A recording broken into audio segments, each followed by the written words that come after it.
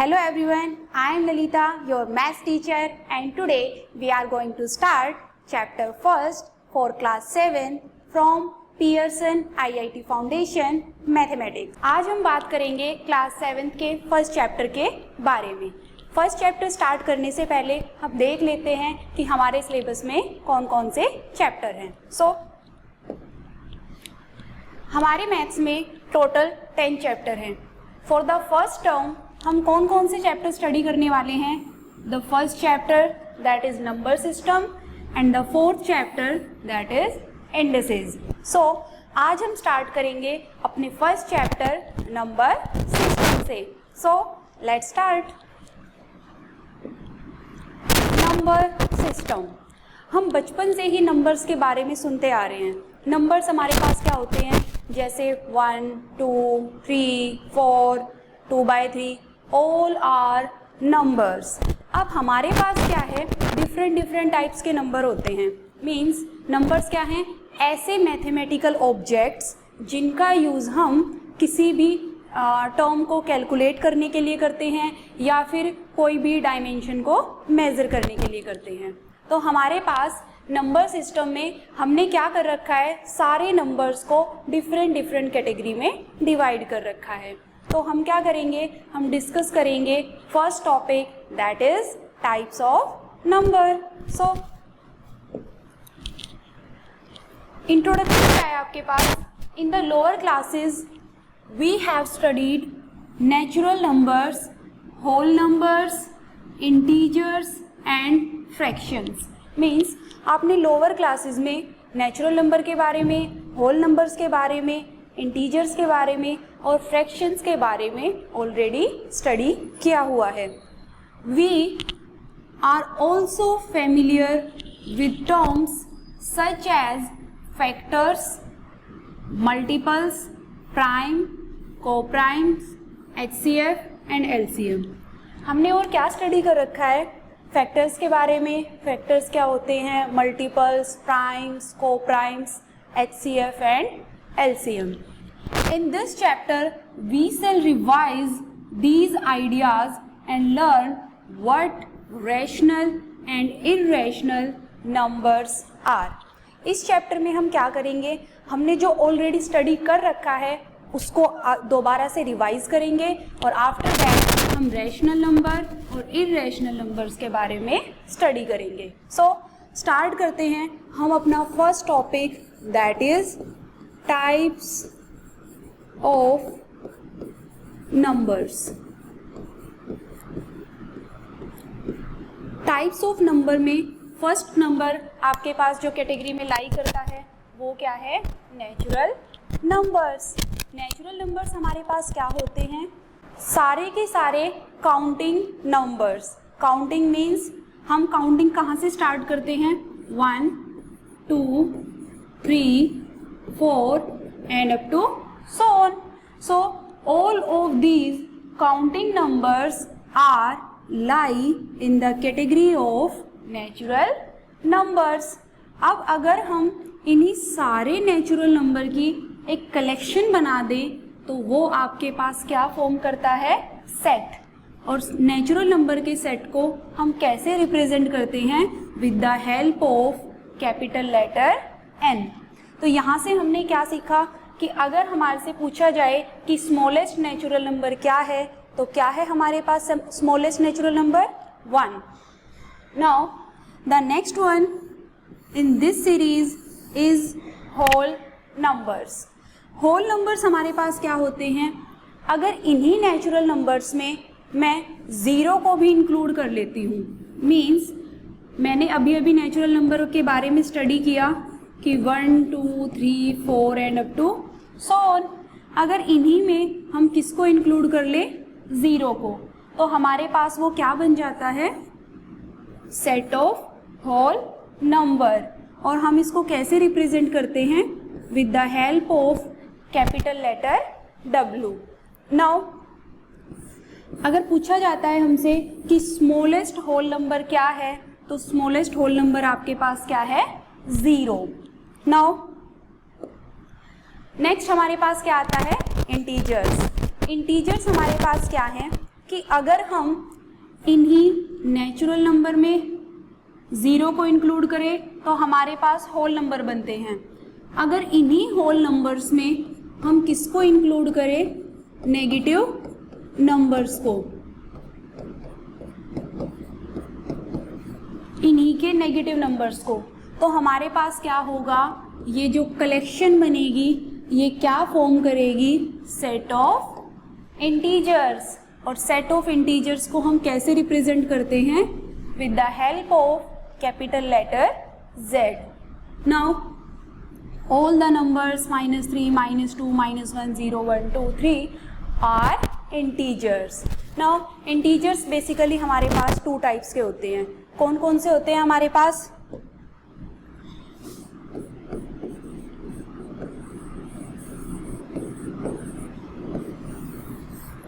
First one is positive integer and the second one is negative integer. Positive integer में आपके पास कौन आते हैं, जैसा कि नेम से सजेस्ट हो रहा है, ऐसे नंबर्स जो पॉजिटिव होंगे, means 1, 2, 3, 4 and up to so on. ये आपके पास आएंगे पॉजिटिव इंटीजर की कैटेगरी में। और आपके पास नेगेटिव इंटीजर में कौन आ जाएगा, -1, -2, -3 and up to so on. ये आपके पास है नेगेटिव इंटीजर्स। अब आपने क्या देखा, आपने देखा कि पॉजिटिव इंटीजर की कैटेगरी जब हमने काउंट की तो 1 से स्टार्ट, नेगेटिव में हमने काउंट किया तो -1, -2, -3। अब कहीं भी 0 की बात नहीं आई, जबकि 0 इंटीजर की कैटेगरी में लाई करता है। तो यहाँ से हमने क्या सीखा, that 0 is neither a positive integer nor a negative integer. Means 0 आपके पास ना तो पॉजिटिव इंटीजर है और ना ही नेगेटिव इंटीजर है। It is just an integer. ये सिर्फ आपके पास एक इंटीजर है, ना ये पॉजिटिव है और ना ही नेगेटिव है। अब हमारे पास नेक्स्ट हमारे पास क्या है, इफ। अब यहाँ से आप कंसेप्ट पढ़ेंगे फैक्टर का और मल्टीपल का। वो आपके पास क्या है, if A, B, C are natural numbers, means अगर आपको कोई भी 3 नेचुरल नंबर गिवन है and AB is equal to C, means इन दो को मल्टीप्लाई करने के बाद आपके पास क्या आता है, C। इसको एग्जाम्पल की हेल्प से समझते हैं। मान लो मैंने आपके पास 3 नंबर्स लिए, first number is 2, second is 3 and third one is 6। ये नंबर हमने कैसे लिए, सच दैट फर्स्ट 2 को मल्टीप्लाई करके थर्ड नंबर आ जाए। Now then A and B are factors of C। तो हम यहाँ से क्या कंक्लूजन निकालते हैं कि जो 2 और 3 है वो आपके पास 6 का फैक्टर है। फैक्टर्स एक्चुअली हमारे पास होते क्या हैं, फैक्टर्स हमारे पास वो नंबर होते हैं जो आपके पास गिवन नंबर को कंप्लीटली डिवाइड करते हैं। मीन्स अगर हम ध्यान से देखें तो 2 आपके पास 6 को कंप्लीटली डिवाइड करता है और 3 भी आपके पास 6 को कंप्लीटली डिवाइड करता है।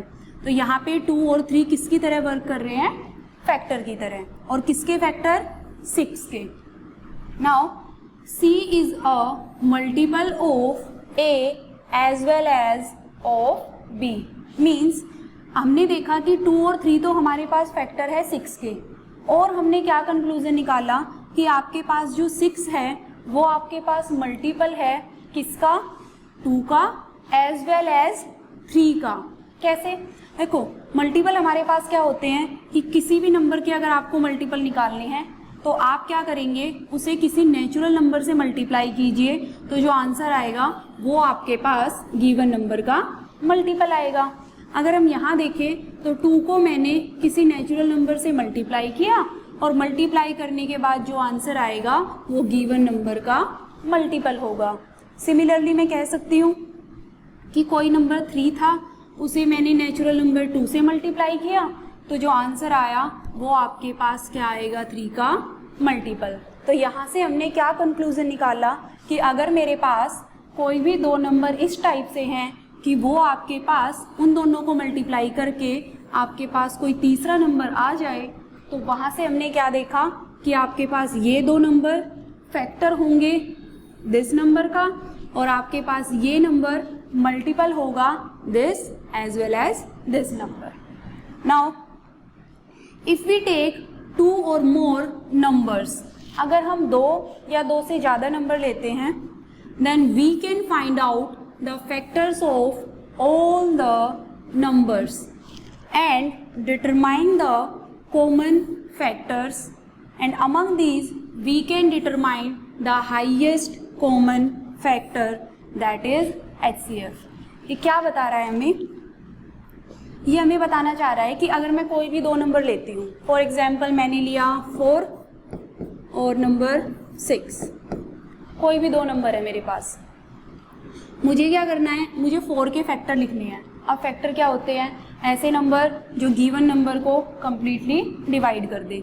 लोअर क्लासेस में हमें फैक्टर निकालने कैसे सिखाए जाते हैं कि हम क्या करते हैं, सबसे पहले 1 से स्टार्ट करते हैं, 1 मल्टीप्लाई 4, नाउ 2 मल्टीप्लाई 2, मल्टीप्लाई करने के बाद गिवन नंबर आना चाहिए। क्लियर? नाउ रिपीटेशन स्टार्ट हो गई है, तो इसका मतलब यहाँ से क्या कंक्लूजन निकला कि आपके पास 4 के फैक्टर क्या क्या हैं, 1, 2 और 4। Now if I am talking about factor of 6, तो हम क्या करेंगे, 6 के फैक्टर भी हम कैसे निकाल लेंगे कि 1 मल्टीप्लाई 6, और कौन से नंबर है जिनको मल्टीप्लाई करके 6 आएगा, 2 मल्टीप्लाई 3, 2 3 जा 6। नाउ नेक्स्ट वन इज 3 2 जा 6। रिपीटेशन स्टार्ट हो गई है, इसका मतलब हम आगे कंटिन्यू नहीं करेंगे। तो हमारे पास 6 के फैक्टर क्या क्या आए हैं, 1 2 3 एंड 6। अब उसने हमसे क्या कहा कि हमें क्या करना है, कोई भी 2 या 2 से ज़्यादा नंबर लेने हैं और हमें क्या करना है, उनके फैक्टर फाइंड आउट करने हैं। हमने कर लिए। And determine the common factors, हमें क्या करना है,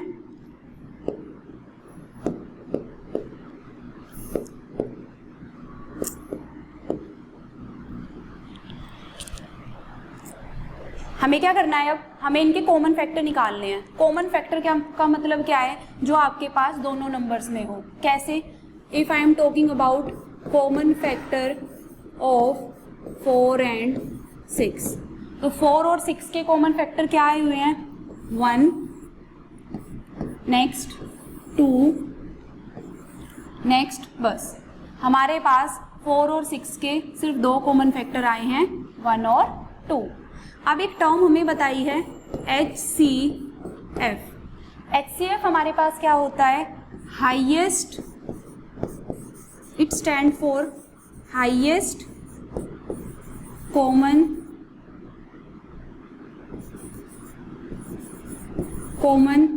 factor.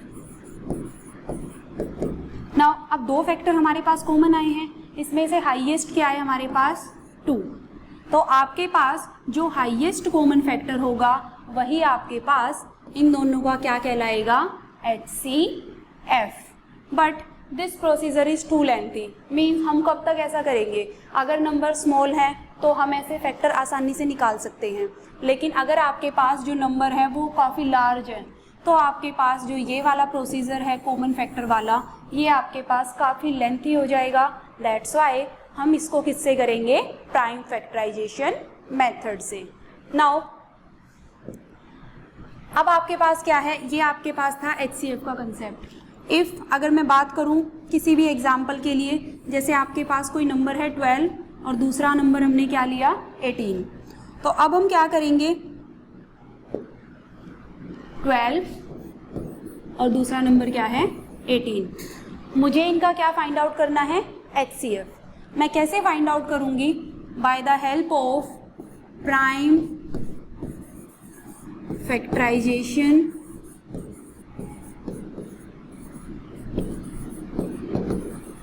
Method. Prime factorization method की हेल्प से हम क्या करेंगे, यहाँ पे इनका HCF फाइंड आउट करेंगे। ये क्या कहती है प्राइम फैक्टराइजेशन मेथड? आपको क्या करना है, फर्स्ट आपको 12 एंड देन आपको क्या लिखना है 18। अब आप क्या करेंगे, अब आप इसके प्राइम फैक्टर्स बनाएंगे। 2 6 जा 12, 2 3 जा 6, 3 1 जा 3। नाउ 2 9 जा 18, 3 3 जा 9, 3 1 जा 3। ये प्रोसीजर आपको कब तक कंटिन्यू करना है, जब तक आपके पास यहाँ कितना ना आ जाए 1। अब हम क्या करेंगे, अब हम लिखेंगे कि हम 12 को कैसे लिख सकते हैं। 2 मल्टीप्लाई 3। 1 लिखने की कोई रिक्वायरमेंट नहीं है, because as we all know कि हमने ये स्टॉप कब किया होगा, जब हमारे पास क्या आया होगा 1। आप इसको कैलकुलेट करके देख सकते हैं, जब आप मल्टीप्लाई करेंगे तो आपके पास कितना आ जाएगा 12। The next one is 18। 18 को आप कैसे करेंगे, कैसे लिख सकते हैं, 2 मल्टीप्लाई 3। अब हमें क्या करना है, इनका क्या फाइंड आउट करना है, इनमें से देखना है कि आपके पास कॉमन क्या क्या है। तो ये आपके पास हो गया 2 और नेक्स्ट कॉमन पोर्शन आपके पास क्या आया है 3। तो HCF हमें फाइंड आउट करना है, मीन्स हाईएस्ट कॉमन फैक्टर। तो जो आपके पास फर्स्ट नंबर कॉमन आया है उसको लिखिए आप, मल्टीप्लाई जो आपके पास सेकेंड नंबर कॉमन आया है। तो आपके पास 2 3 जा क्या आ गया 6, तो 6 आपके पास इस नंबर का क्या आ गया HCF। अगर आप बात करें 4 और 6 के लिए तो आप इसको भी इस मेथड से ट्राई कर सकते हैं। जब आप ट्राई करेंगे तो ये 4 है, ये आपके पास क्या है 6। आप इसको लिख सकते हैं 2 2 जा 4, 2 1 जा 2, 2 3 जा 6, 3 1 जा 3। तो 4 को आप कैसे लिख सकते हैं 2 मल्टीप्लाई 2, और 6 को आप कैसे लिख सकते हैं 2 मल्टीप्लाई 3। अब हमें कॉमन चाहिए, तो कॉमन हमारे पास कितना है 2, सिर्फ 2। तो आपके पास HCF कितना आ गया 2। यही मैंने आपको पहले बताया था, but this procedure is very lengthy, that's why हम हमेशा HCF के लिए क्या चूज़ करेंगे, प्राइम फैक्टराइजेशन मेथड। नाउ अब यही है आपके पास कि 12 और 18 को इसने एक्सप्रेस कर रखा है, यहाँ से आपके पास HCF कितना आ गया 6। Now similarly we can list the multiples of all the numbers and identify the common multiples and then determine the least common multiple, that is the LCM। Means अब हम क्या करेंगे, अभी हमने क्या किया था, कोई भी 2 नंबर चूज़ किए, उनके फैक्टर निकाले, उसमें से कॉमन किया। अब मैं क्या करूँगी, कोई भी 2 नंबर मैंने सेलेक्ट किए, लाइक 4 और 6 ले लेते हैं। क्लियर? नाउ अब आपको क्या करना है, इनके मल्टीपल्स लिखने हैं। तो 4 के मल्टीपल्स में कौन कौन आएगा, 4 1 जा 4, 4 की टेबल, 4 2 जा 8, 4 3 जा 12। नेक्स्ट आपके पास क्या आएगा, 4 4 जा 16 and the process goes on. Now next जब आप करेंगे तो आपके पास क्या आएगा, 6 के मल्टीपल आप चेक करेंगे, 6 1 जा 6, 6 2 जा 12, 6 3 जा 18 and the process goes on. अब उसने क्या कहा है कि मल्टीपल्स लिखिए और उनमें से लीस्ट कॉमन मल्टीपल को आइडेंटिफाई करना है। अब देखिए हमें पता है कि इनके जो कॉमन मल्टीपल है उसमें क्या क्या आया हुआ है, सबसे पहले कॉमन क्या आया है 12। हालांकि इसके बाद भी आपके पास कुछ नंबर है, जैसे इसमें 24 आएगा, इसमें भी 24 आएगा, वो भी कॉमन आएंगे। लेकिन हमें क्या चाहिए, हमें चाहिए लीस्ट कॉमन मल्टीपल, जो सबसे पहले आया हो, सबसे छोटा कॉमन मल्टीपल। तो आपके पास क्या आएगा 12। तो यहाँ से हमने क्या कंक्लूजन निकाला कि LCM ऑफ 4 and 6 आपके पास कितना आ जाएगा 12। बट ये मेथड भी आपके पास काफ़ी लेंथी है, तो हम इसके लिए भी कौन सा मेथड फॉलो करेंगे, प्राइम फैक्टराइजेशन मेथड। उसमें क्या होता है आपके पास, अगर इसी एग्जाम्पल के लिए करें तो ये आपके पास 12 है और दूसरा नंबर आपने क्या लिया 18। आपको क्या करना है, एक नंबर है आपके पास 12 और नेक्स्ट आपके पास क्या है 18। आपको क्या करना है, LCM फाइंड आउट करना है 12 का और 18 का। तो आप कैसे फाइंड आउट करेंगे?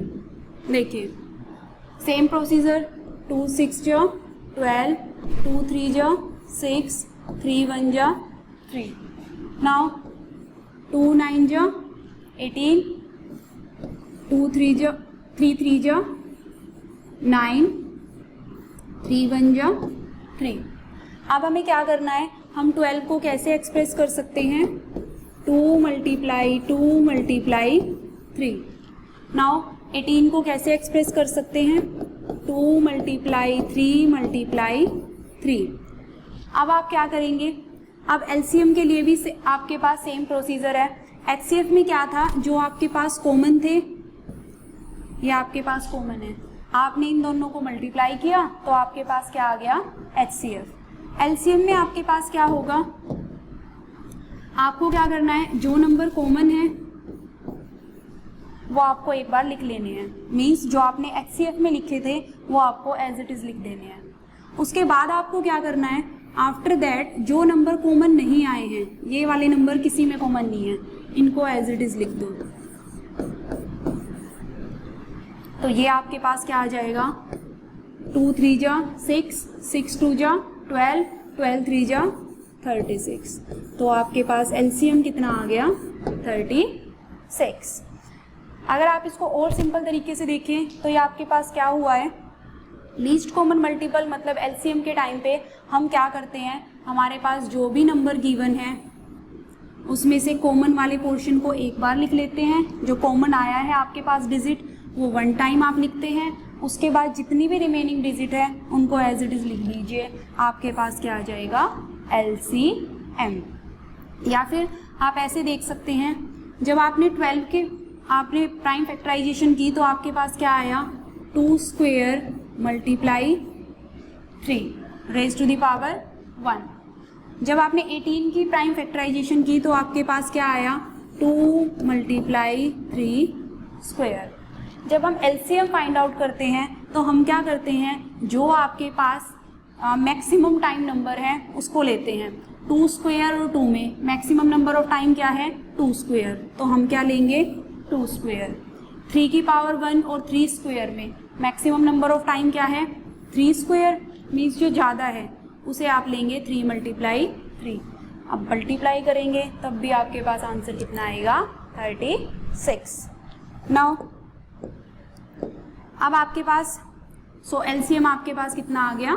36। So this is the procedure to find out HCF and LCM by the prime factorization method. Now all natural numbers greater than 1 have at least 2 factors.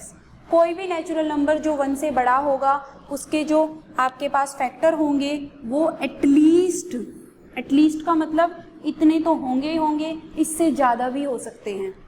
2 factor, कोई भी नंबर है उसके फैक्टर कम से कम 2 तो ज़रूर होंगे, उससे ज़्यादा 3 4 5 कितने भी हो सकते हैं।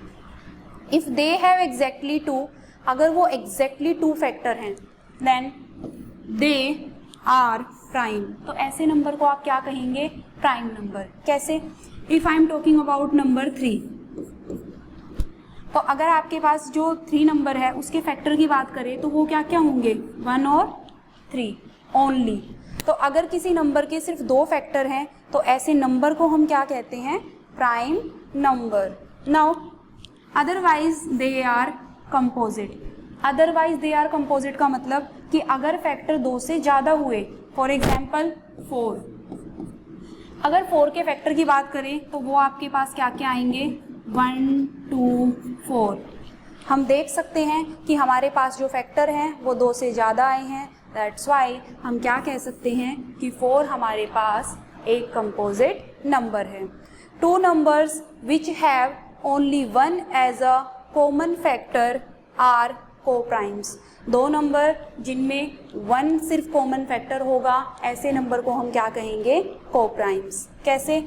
If I am talking about 2 and 3, तो अगर 2 और 3 के फैक्टर की बात करें तो 2 का फैक्टर क्या है? 1 and 2, और 3 का फैक्टर आपके पास क्या है? 1 and 3।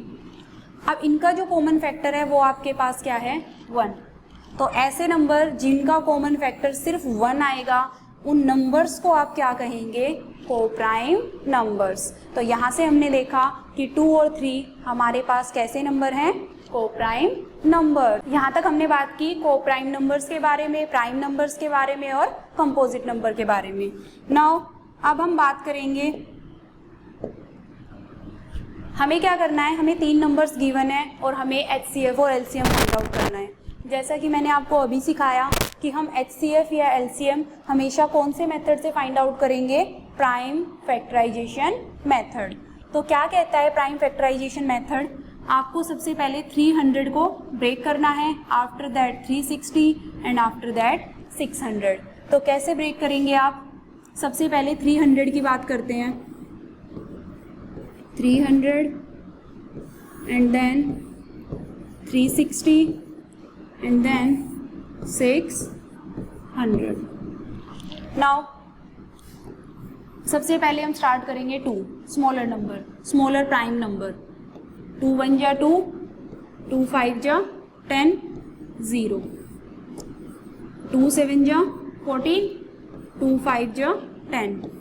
अब ये आपके पास 3 की टेबल से 3 2 जा 6, 3 5 जा 15, 5 5 जा 25, 5 1 जा 5। नाउ 360, ये आपके पास 2 से भी हो जाएगा, आप 2 से भी स्टार्ट कर सकते हैं। 2 1 जा 2, 2 8 जा 16, 0, 2 9 जा 18, नाउ 2 4 जा 8, 2 5 जा 10, 3 1 जा 3, 3 5 जा 15। ये सिंपल हम डिवाइड ही कर रहे हैं, 3 5 जा 15, 5 1 जा 5।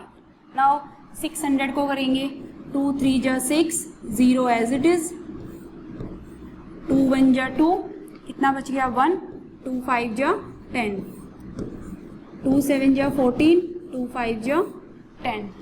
नेक्स्ट इज 3 2 जा 6, 3 5 जा 15। नाउ 5 5 जा 25, 5 1 जा 5। हमने क्या कर लिया, तीनों नंबर्स को अलग अलग प्राइम फैक्टराइज मतलब लाइक प्राइम फैक्टर्स की फॉर्म में कन्वर्ट कर लिया। अब हम यहाँ से क्या लिख सकते हैं, हम लिख सकते हैं 300 को 2 multiply 2 multiply 3 multiply 5 multiply 5, 2 multiply 2 multiply 3, यहाँ से हमने ये लिख दिया।